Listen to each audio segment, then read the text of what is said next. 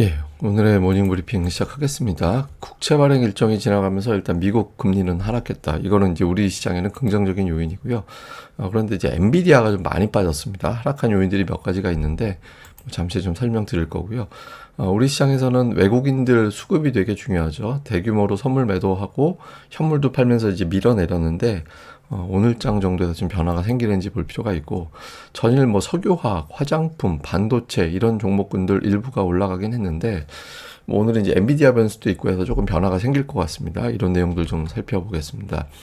우선 미증시는 3대 지수 다 빠졌거든요. 근데 특이하게 러셀 2000은 올라갔어요. 그러니까 나스닥이 1% 빠지고 러셀 2000은 1% 올라갔다. 그러면 대형주가 빠졌구나 이렇게 볼 수 있죠. 실제로 시가총액 1위와 3위 종목이 3%대 하락을 했거든요. 그리고 알파벳도 2% 정도 빠졌고, 아마 대형주 관련해서 어떤 수급의 어떤 변화, 또 옵션 관련된 변화가 있었던 게 아닌가 추정이 되거든요. 그리고 엔비디아 같은 경우는 별도의 재료들도 몇 가지 좀 있었고, 그래서 대형주가 하락하면서 지수를 끌어내렸고, 반면에 금리가 하락하면서 러셀 2000 지수, 중소형 지수는 올라갔고, 하락 종목 수가 그렇게 많지는 않았습니다. 상대적으로. 그래서 미증시 전반적으로는 그냥 선전한 날 이렇게도 보는 시각이 있습니다.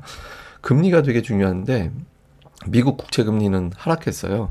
뭐 뻔하죠. 왜냐면 국채 발행 일정이 어제로 끝났거든요. 그래서 대규모 국채 발행 일정이 마무리가 되면서 금리를 끌어올릴 만한 이유가 약해졌고, 이거는 그냥 금리 안 올라가는 이유가 되는 거고, 그러면 하락할 때 또 이유가 있어야 되잖아요.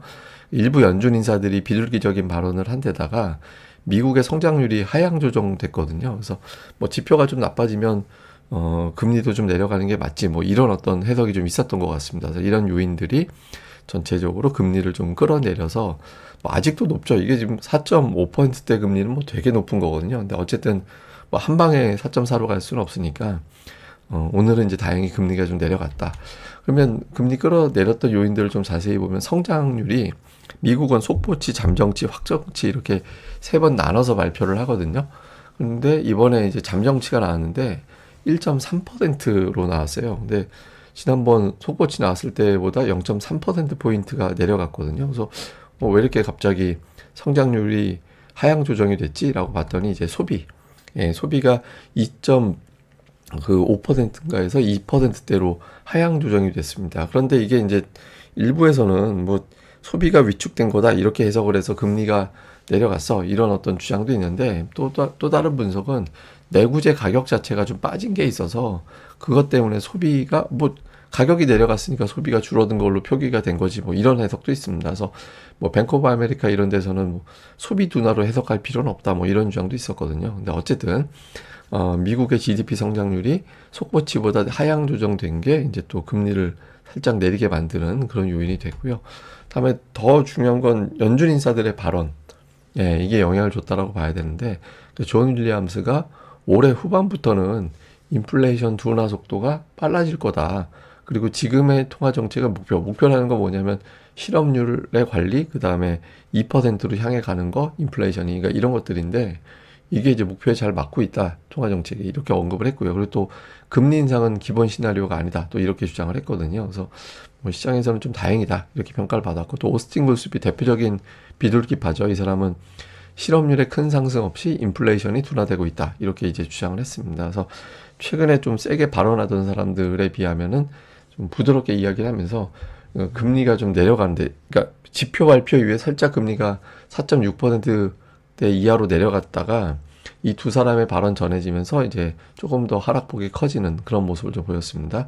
그 외 시장 관련해서는 뭐 자카렐리 같은 사람은 금리보다 경제 여건이 증시에 더 중요한데 지금은 그런 거로 볼 때 증시는 올라갈 만해 뭐 이렇게 주장을 했고요. 그 외에 이제 뭐 또 인플레이션이 진정될 것이다라고 전망하는 다수의 분석가들의 코멘트도 있었습니다. 근데 어제 같은 경우는 뭐 국채 발행 일정하고 겹치면서 시장에 어필이 안 되는데, 오늘은 금리가 빠지니까 중성주 쪽에 올라가는데 영향을 줬던 것 같습니다.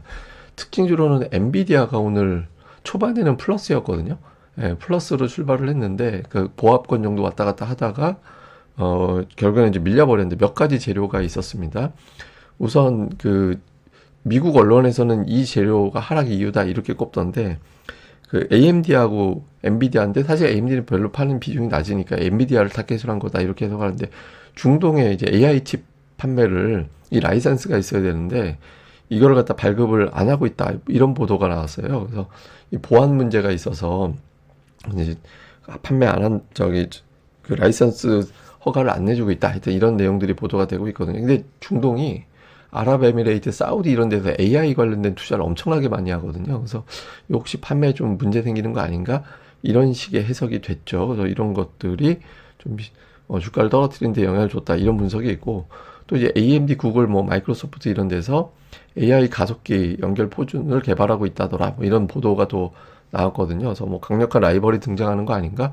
이런 식으로 또 해석이 됐죠. 이게 AI 가속기라는 게 이제 데이터 센터의 성능을 빠르게 만드는 그런 어떤 제품이잖아요. 근데 이제 향후에 좀 라이벌 기업이 등장할지도 모르겠다. 뭐 이런 식의 어떤 해석들. 그 외에 뭐 엔비디아 주가가 너무 많이 올라서 지금의 주가가 합리적인지 잠깐 생각을 해봐야 돼. 이런 어떤 분석가들의 주장도 일부 있었습니다. 그래서 어쨌든 엔비디아 빠지면서 나스닥과 S&P 500이 밀리는데 영향을 줬고 HP가 오늘 17% 가까이 급등을 했는데 이거는 뭐 지금 PC 시장이 좀 살아나는 조짐이 있다. 뭐 이런 이제 분석들이 있었거든요. 그래서 이것 때문에 오늘 급등을 했습니다. 그래서 뭐 특징주로 이제 설명을 드렸고요. 자, 우리 시장은 외국인들 매도가 가장 큰 문제거든요. 그러니까 이틀 동안 1조 8천억을 팔았잖아요. 1조 8천억 팔았는데 최근 들어서 이제 5월 24일 이후에 순매도한 규모하고 삼성전자 매도하고 똑같습니다. 규모가. 그러니까 2조 2천억 팔았는데 삼성전자 2조 2천억 팔았거든요. 그러니까 이 기간 동안에 삼성전자를 되게 많이 판 거예요. 그래서 이게 이제 판 게 그 HBM 때문이냐, 파업 때문이냐, 둘 다 때문이겠죠. 그러니까 어쨌든 그 두 가지 다가 핑계가 돼서 이제 주가가 하락한 건데, 다만 이제 HBM 같은 경우는 뭐 삼성전자가 그동안에 뭐 이게 올해 완전히 대규모로 공급될 거야 이런 기대감이 있었던 건 아니거든요. 그래서 뭐 약간 이제 파업 요소, HBM이라는 기본적인 재료에 파업 요소가 더해지고 여기에 저는 이제 선물 옵션 쪽 영향도 있지 않았나라고 보거든요.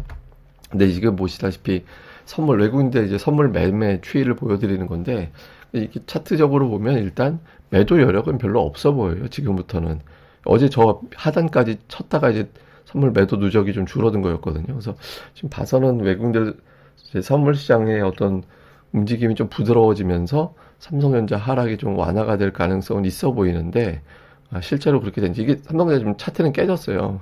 차트가 깨진 상태라서 7만 6천 원대 전후까지 되게 중요한 자리였는데 그건 이미 깨버렸고 7만 1천 원 뭐 그 정도까지 다음 지지선인데 지지선이라는 거는 제가 뭐 여러 번 말씀드리지만 거기까지 가면 안 돼요. 거기서 넉넉하게 올라서 줘야 그게 정말 지지선이거든요. 그래서 오늘장 정도에서는 좀 돌리는 시도가 나와줘야 됩니다. 안 그러면 뭐 지수가 여기서 50포인트 이상 또 빠질 수도 있기 때문에 그런 흐름 나오는지가 중요하고, 그 다음에 코스닥은 되게 약하죠. 근데 코스닥은 되게 약한데 소형업종 지수만 놓고 보면은 또 그렇게 빠진 것 같지는 않으니까 재미는 없는 것도 맞고 좀 흘러내린다라는 느낌도 맞는데 그 코스닥 지수에 비하면 소형업종 지수는 선방하잖아요. 이게 어제도 보여드렸듯이 코스닥 하락을 대형주들이 좀 주도를 하는 뭐 그 일부 2차 전지 대형주들, 그 다음에 또 제약 바이오 관련된 대형주들이 주가를 끌어내리는, 지수를 끌어내리는 그런 결정적인 역할을 했거든요. 근데 수급에서 보면 이틀 동안 기관이 다시 매도하나 보다 이런 걱정이 있었는데 결과적으로 어제 다시 매수를 했고 그동안에 이제 매수 누적되어 있는 것도 어느 정도 있거든요. 그래서 뭐또 코스닥도 그렇고 코스피도 그렇고 ADR이 80 전후까지 빠져버린 상태라서 종목들별로는 이전에는 제가 하락 종목수 늘어나는 게 좀 피크를 지나간 것 같다라고 지나가고 있다 이런 표현을 드렸잖아요. 그래서 이거 데이터상으로는 이제는 상승 종목이 많아지는 날, 그런 날이 조금씩 나타나기 시작할 것 같다. 뭐 이런 쪽으로 조금 더 스탠스가 바뀔 것 같습니다. 일단 데이터상으로는 그렇습니다. 자, 시장을 요약하면 외국인들 대량 매도가 나오고 있기 때문에 이거는 뭐 재료가 중요한 게 아니라 또 어떤 지표가 중요한 게 아니라 수급이 안정되는지가 되게 중요하잖아요. 특히 이제 선물이 이 즈음에서 이제 돌아와서 줘야 이제 삼성전자도 풀리게 되니까 이거 되게 중요하고, 그다음에 코스닥을 기관이 다시 매수하기 시작하고 있거든요. 그러니까 제가 이걸 왜 중요하게 보냐면 따박따박 여름 장세 뭔가 기관이 종목장 좀 준비하고 있는 게 아닌가. 이게 제가 여러 번 말씀드리지만 장은 앞으로도 그러니까 모든 종목, 다양한 종목이 올라가는 장은 당분간 안 올 것 같아요. 증시 자금이 충분하지 않기 때문에. 그러니까 설령 코스닥 지수가 올라간다 하더라도 그거는 되게 차별적인 장, 가는 종목이 집중적으로 끌어올리는 그런 장 형태가 될 것 같거든요. 그래서 근데 어쨌든 그런 장이라도 오는 게 중요하잖아요. 근데 기관들이 매수를 좀 해놓고 계속 따박따박 해 나가면 아 그런 장이 오겠구나 라고 이제 판단하는 근거가 되거든요. 근데 최근에 이제 그런 움직임이 다시 있어서 오늘 장에서도 흐름이 나오는지, 그 다음에 지지선이 완전히 깨진 삼성전자, 예, 그 다음 지지선은 7만 원대 초반인데 뭐 거기까지 가면 안 되고, 이즈음 됐을 때 외국인들 매도 진정과 함께 삼성전자 그동안에 매수가 없었잖아요. 예, 매도만 하고. 근데 여기서 만약에 빠진다 그러면 우리가 알지 못하는 시황 관련된 또 다른 재료가 있나 보다 이렇게 해석될 수 있죠. 그래서 뭐 좀 삼성전자가 돌아서는지, 그 다음에 어제 같은 경우는 화장품, AI 반도체 일부, 뭐 석유화학 이런 것들이 올라갔는데, 제가 여러 번 표현드리지, 화장품은 지금 청개구리 종목이에요. 그러니까 시장이 이거 시장이 안 좋구나라고 할 때 일종의 인버스 매수하듯이 화장품이 움직이는 그런 경향이 좀 있거든요. 그래서 화장품이 그렇다고 빠지는 거는 또 그렇고, 그러니까 좀 진정이 되면서 올라가는 게 진정되고 다른 종목이 올라가느냐, 그러니까 청개구리 역할을 하는, 인버스 역할을 하는 화장품이 오늘 좀 완화가 되는지, 그 다음에 AI 반도체가 엔비디아 하락에도 불구하고 오늘 장에서 버텨내주는지, 이것도 되게 중요한 포인트로 봐야 될 것 같습니다. 자, 이거는 이제 뭐냐면 환율하고 코스피 지수의 움직임을 보여드리는 거거든요. 근데 제가 이걸 왜 보여드리냐면, 환율은 1380원에서 1400원 사이가 이번 반등 사이클의 고점이 됐었어요. 예, 그러니까 근데 어제 거의 뭐 1380원 언저리까지 올라갔잖아요.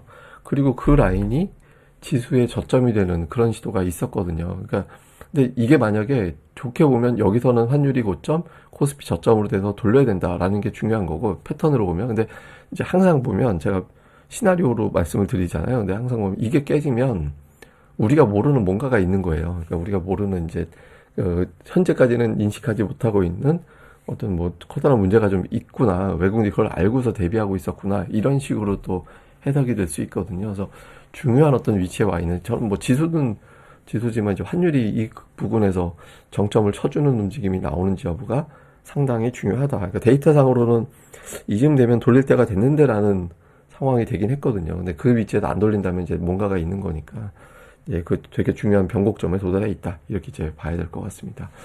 예, 자세한 건 또 제가 다음 방송에서 내용 정리해 드리겠습니다. 이 방송 구독하기, 예, 그리고 좋아요 꼭 부탁드립니다. 감사합니다.